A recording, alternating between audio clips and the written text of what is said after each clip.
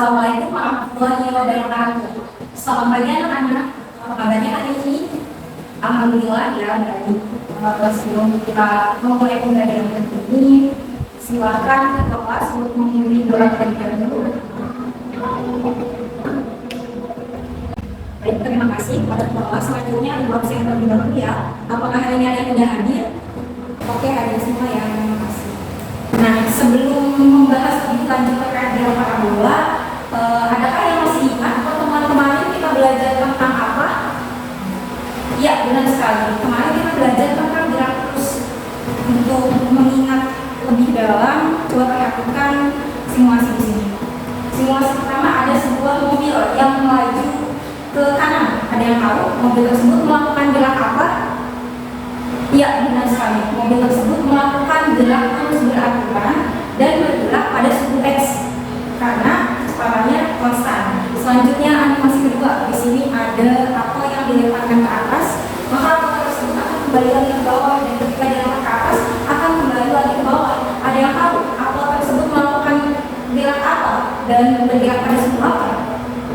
Ya, benar sekali. Jadi apel tersebut melakukan gerak terus berubah beraturan, yang mana ketika apel dilempar ke atas, maka dia kecepatannya akan melambat karena hal tersebut dipengaruhi oleh percepatan gravitasi, sehingga apel ini memiliki percepatan yang konstan, sehingga apel ini termasuk dalam gerak lurus berubah beraturan.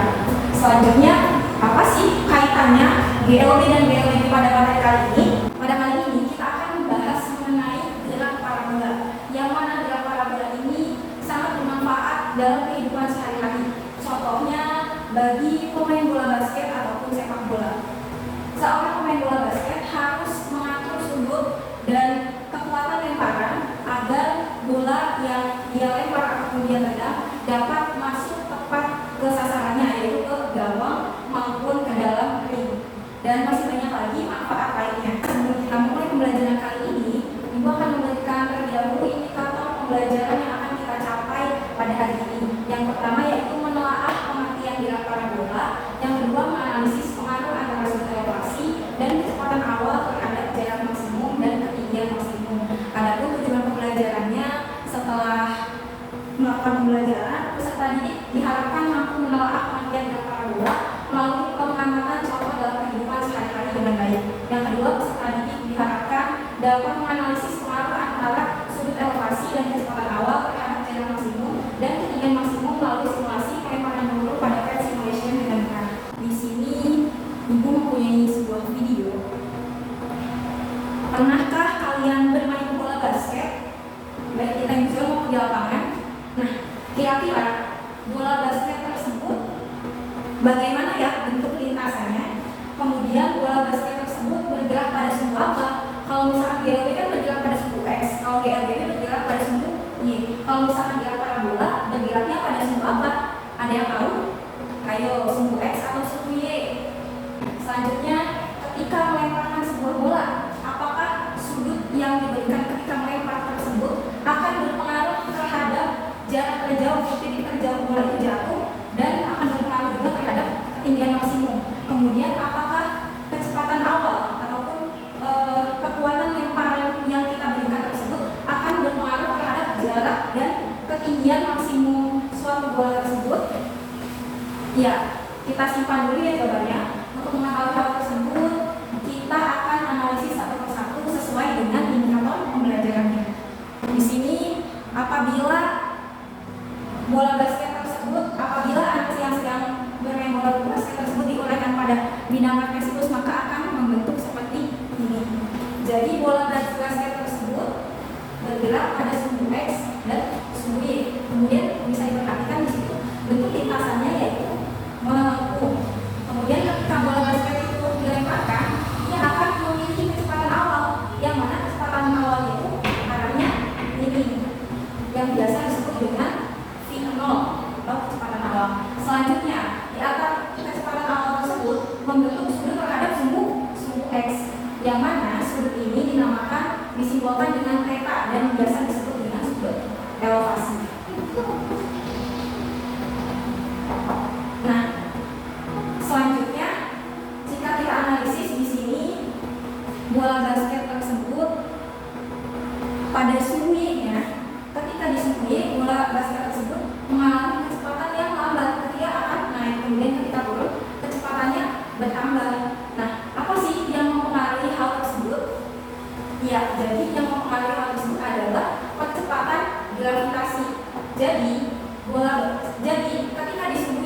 bola basket tersebut dipengaruhi oleh percepatan gravitasi, sehingga bola tersebut memiliki percepatan yang arahnya ke bawah dan kecepatannya selalu konstan. Kemudian jika kita tinjau dari sumbu X, di sini jika kita tinjau dari sumbu X, kecepatan bola basket akan konstan.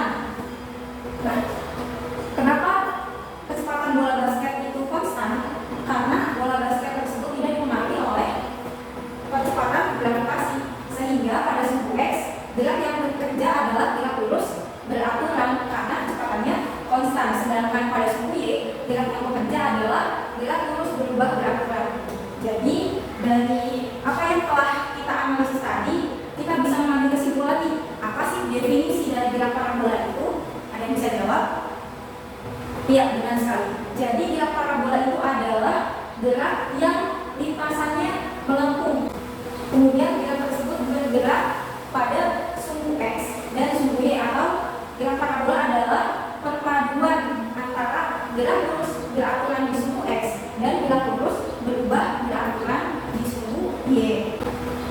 Oke, selanjutnya kita sudah tahu ya definisi dari gerak parabola itu sendiri. Selanjutnya kita akan menganalisis terkait pengaruh sudut elevasi dan kecepatan awal terhadap jarak maksimum dan ketinggian maksimum. Di sini untuk mengetahui pengaruhnya, Ibu sudah menyiapkan LKPD. Di sini silahkan kalian selidiki sesuai dengan prosedur percobaan yang ada di LKPD. Sekarang silahkan kalian bentuk menjadi 4 kelompok terlebih dahulu ya. Oke, jika sudah terbentuk kelompoknya, apakah di masing-masing kelompok sudah ada laptop? Oke, jika sudah ada, silakan kalian buka link yang tertera pada LKPD atau scan barcode yang ada di depan. Oke, sambil dibagikan ya LKPD-nya. Oke, semuanya sudah kebagian. Silahkan kalian lakukan percobaan sesuai dengan prosedur yang ada di LKPD. Kemudian analisislah melalui diskusi dengan kelompoknya masing-masing. Ibu berikan waktu 20 menit ya untuk melakukan percobaan dan menganalisisnya. Oke, silahkan teman-temannya bagi-bagi tugas ya. Siapa yang mencari ini pengaruh sudut elevasi dan pengaruh kecepatan awal. Oke, sesi diskusi sudah habis. Selanjutnya yaitu pemaparan hasil analisis dari masing-masing kelompok. Untuk pertanyaan pertama, silakan dimulai dari kelompok pertama dulu. Bagaimana pengaruh sudut elevasi terhadap ketinggian maksimum? Oke, jadi untuk kelompok 1, sudut elevasi berbanding lurus terhadap ketinggian maksimum. Apabila sudut elevasinya besar, maka ketinggian maksimumnya juga akan besar. Oke, dan kelompok lain, apakah ada yang mempunyai hasil analisis yang berbeda? Oke, sama semua ya. Selanjutnya untuk pertanyaan yang kedua, bagaimana pengaruh sudut elevasi terhadap jarak maksimum? Kelompok 2, silakan paparkan hasil analisisnya. Baik, terima kasih. Jadi untuk kelompok 2 katanya sudut elevasi itu akan mencapai jarak maksimum ketika sudutnya 45 derajat. Tetapi ketika sudutnya memang 45 derajat, maka akan semakin pendek. Bagaimana kelompok lain, apakah setuju? Oke, setuju ya. Jadi jarak maksimum itu akan terjadi apabila sudut elevasinya 45 derajat. Apabila sudutnya lebih dari 45 derajat atau kurang dari 45 derajat, maka jarak terjauhnya akan lebih kecil. Selanjutnya, kelompok 3, bagaimana pengaruh kecepatan awal terhadap ketinggian maksimum? Oke, jadi menurut kelompok 3 katanya kecepatan awal berbanding lurus dengan ketinggian maksimum. Apabila kecepatan awalnya besar, maka ketinggian maksimum yang dicapai juga akan semakin besar. Bagaimana dengan kelompok lain? Apakah ada yang memiliki pendapat yang berbeda? Oke, semuanya sama ya. Selanjutnya yang keempat. Oke, kelompok 4 silakan. Bagaimana pengaruh kecepatan awal terhadap jarak maksimum? Oke, jadi menurut kelompok 4, kecepatan awal berbanding lurus terhadap jarak maksimum. Apabila kecepatan awalnya besar, maka jarak maksimum atau jarak yang ditempuh juga akan semakin jauh. Bagaimana kelompok lain? Apakah ada yang memiliki pendapat yang berbeda? Oke, semuanya sama ya. Selanjutnya kita lihat di sini hasil percobaan tadi. Apakah hasil analisis yang yang telah kalian paparkan sesuai dengan percobaannya. Di sini bisa dilihat ketika kecepatan awalnya konstan dan sudutnya diubah. Di sini jarak terjauhnya ketika sudutnya berapa? 45 derajat dunia. Jadi benar ya, jarak maksimum diperoleh saat sudutnya 45 derajat. Jadi semakin besar sudutnya, maka jarak maksimumnya juga akan semakin jauh. Tapi apabila jarak maksimumnya lebih 45 derajat, maka akan semakin pendek. Kemudian bagaimana pengaruh sudut elevasinya terhadap ketinggian maksimum? Oke, berdasarkan hasil gambar di sini, ketinggian maksimumnya paling tinggi ada di sudut berapa? Ya, di sudut 90 derajat. Jadi di sini bisa kita simpulkan bahwa semakin besar sudut elevasinya, maka ketinggian maksimum yang dicapai suatu benda juga akan semakin jauh. Selanjutnya terkait pengaruh kecepatan awal terhadap jarak maksimum. Di sini jarak terjauhnya ada di kecepatan 20 meter per sekon. Jadi apa kesimpulannya? Bagaimana pengaruhnya? Iya, benar sekali. Jadi semakin besar kecepatan awalnya, maka jarak maksimum yang dicapai benda juga akan semakin jauh. Begitupun dengan ketinggian maksimumnya, maka ketinggian maksimum yang dicapai benda juga akan semakin tinggi. Jadi hubungan antara kecepatan awal dengan jarak maksimum dan tinggi maksimum ketika memiliki sudut elevasi yang konstan itu adalah berbanding lurus. Jadi kesimpulan pada pembelajaran kali ini yaitu kecepatan awal benda akan mempengaruhi jarak dan ketinggian maksimum yang dicapai benda. Jika kecepatan awalnya besar, maka jarak dan ketinggian maksimum yang dicapai benda juga akan semakin besar. Kemudian jarak maksimum benda ditentukan oleh sudut elevasi. Benda akan mencapai jarak maksimum ketika sudutnya 45 derajat.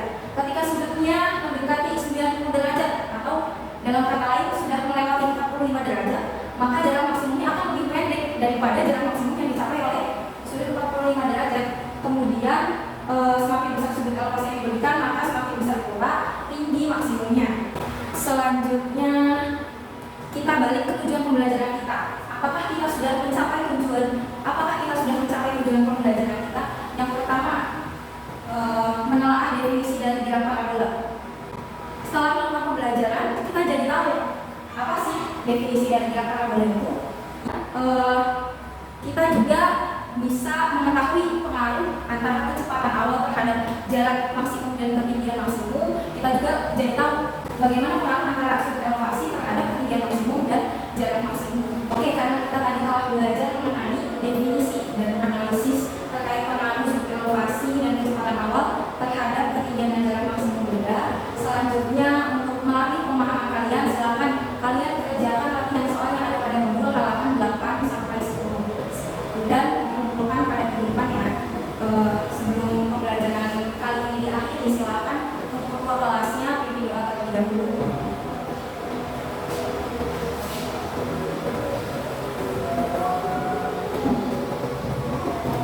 Baik, terima kasih kepada teman-teman yang telah mengikuti pembelajaran hari ini dengan baik. Cukup sekian pembelajaran pada hari ini. Semoga apa yang Ibu sampaikan bisa bermanfaat bagi kehidupan sehari-hari. Sekian dari